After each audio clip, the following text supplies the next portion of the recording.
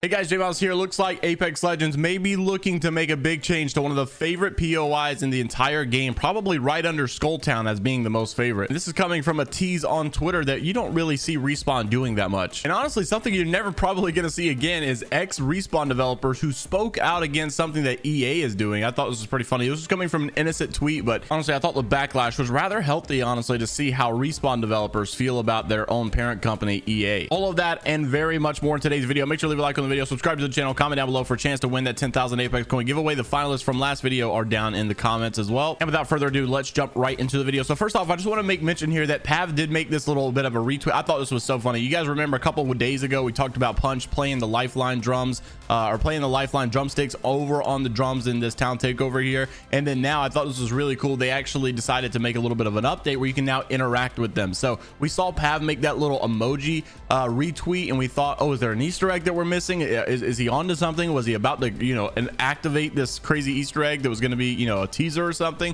Doesn't look like that was the case. Looks like what they did is it went back and added some interactions that you could do here and play the drums, play the guitar, and I thought this was actually really cool. However, Xbox is still unplayable, just, you know, putting that out there. But it is really cool. I wouldn't want them to not add this. I'm just saying. Another change they could be making into the game, I thought this was actually a little bit more odd rather than interesting. Thanks to Carl Kodak for tagging me in this on Twitter. This was Jeff Shaw, the level lead designer over at Respawn, and this is what he said. He's on Apex, by the way, obviously, and he just tweeted out Fragment with this gif. Now obviously many people thought, okay, well, this is the end of Fragment, most likely. Kodak even also said finally the devs are making changes to Fragment. Now, is it going to be the traditional Respawn way of just blowing it up and making it burn to the ground and having it on fire, or are they actually going to make some relatively nice changes that doesn't involve its destruction? We know in times past, especially with the way that Respawn likes to do things, most of the things that they change normally because, you know, something happened, something blew up, something exploded, and it's like falling down, it's burning up or something.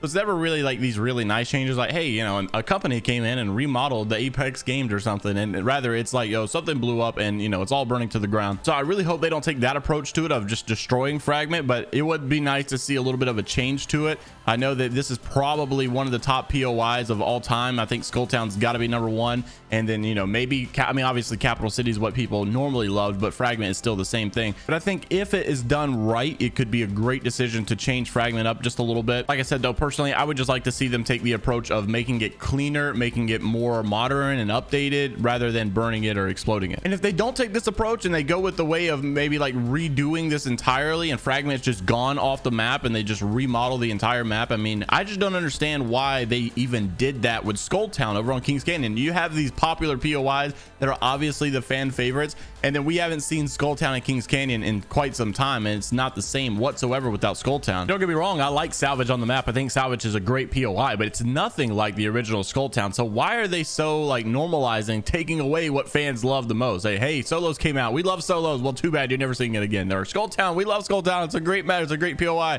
Well, too bad we're taking it off the map and you're not going to see it for a long time. You know, is Fragment going to be that next situation? I really hope not. Or if not, just rename it Capital City like it originally was and just update it. Now, this next one was interesting. Electronic Arts themselves, the official Twitter account of EA, was getting attacked all day yesterday for making this controversial tweet saying they're a 10, but they only like single player games. This thing got almost 10,000 retweets and so many people disagreeing with this, and even people are just like, you know, are you serious, EA? Now there was actually some people that came out and like Respawn developers, ex-Respawn developers, that spoke against EA in this honest tweet. You know, obviously no ill intentions were probably met whenever they made this tweet. It was just for jokes, whatever. Anyhow, Electronic Arts made a retweet themselves and says roast was well deserved. We'll take this L because playing single player games is actually making them an 11, the kind of way of to bounce back there. But this was Ryan Rigney, an ex-director of communications for EA and Apex Legends, and this is what he said. He says obviously the intent of the person here of this tweet was you would want to be able to play multiplayer with your 10 out of 10 crush and completely harmless, you know, not going against this guy at EA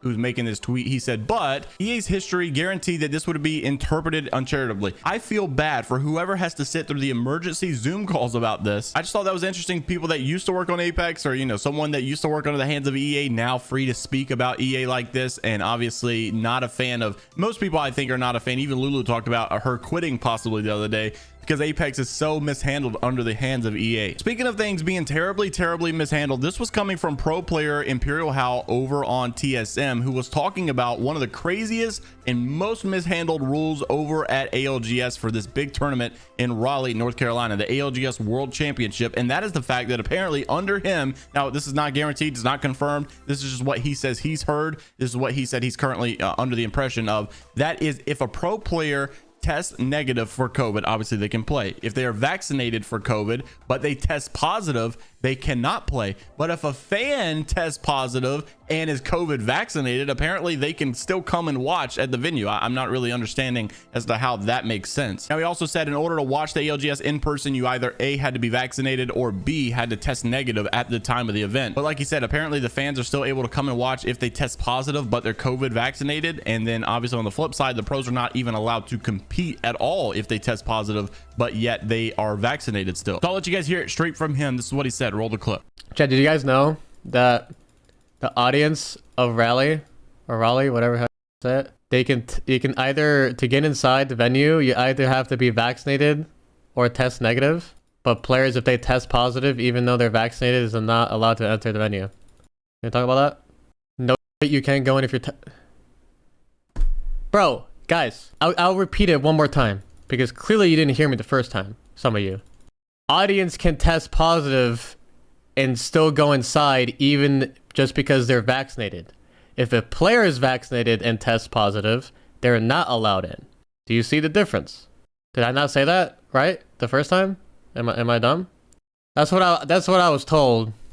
But there's a chance, Cherokee, yes, on the after the finals, or like maybe on the finals day, if like after we test negative in the morning or whatever, we will be able to interact with people or like fans and stuff like that. Which makes no sense. You would think they would be telling the audience to not come if they tested positive and allowing like the pro players to compete in a COVID room or something. It's apparently what they do over on other games is have some sort of separate room for people that have COVID. But apparently with this event, they have nothing for you. So I hope all these people have like good substitute players that are on hand, that are ready to go. I'm gonna tell you right now, if the king himself, Imperial How, does not get to play at ALGS World Championship all because of a weird rule like this, dude, this is not gonna be good for the publicity of this tournament. Now, two things that I wanted to mention really quickly before we bounce out of here, both coming from Apex Legends Alpha Intel. Apparently yesterday there was an update that was pushed out for Apex Legends, and it was a very short one. It should have like taken you no time to update. It was only like 100 megabytes, I think, or roughly, you know, maybe even a gigabyte for some people depending on what platform you were on.